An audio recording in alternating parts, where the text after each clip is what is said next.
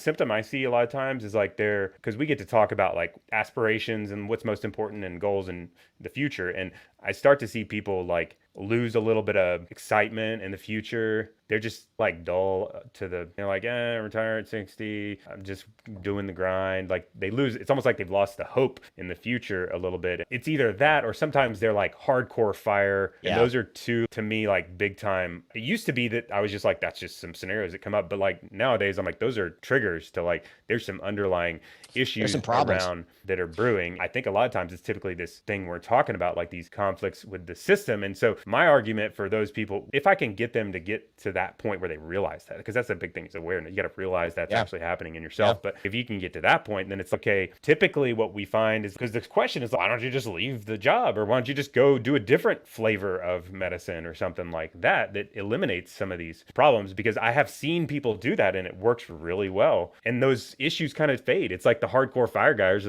are like, all of a sudden they find a good fit and they're like, I could see myself retiring at 65. This is so interesting, right? And I completely agree. I've seen the same two groups of people, and the goal is exactly what you just described, right? I want to be living a life that I like right now. And so for me, like I found that balance. I do anesthesia 2 days a week, right? I co-found a startup the other 3 days of the week.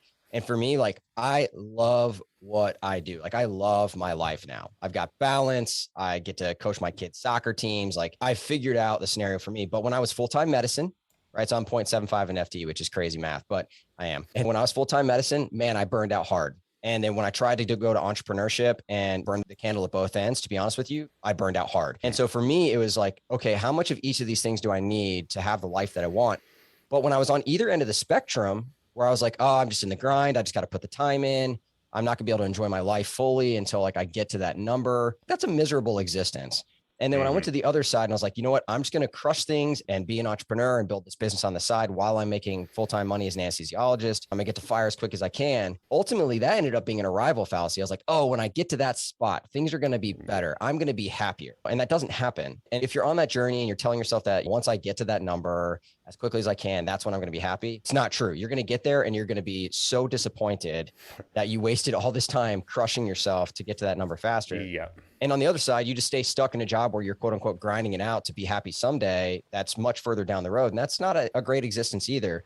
And so it is that key of finding out like, how do I design this life in a way that allows me to enjoy my life right now, where, you know what, I actually enjoy working. Like this idea of work-life balance, I think is pretty stupid.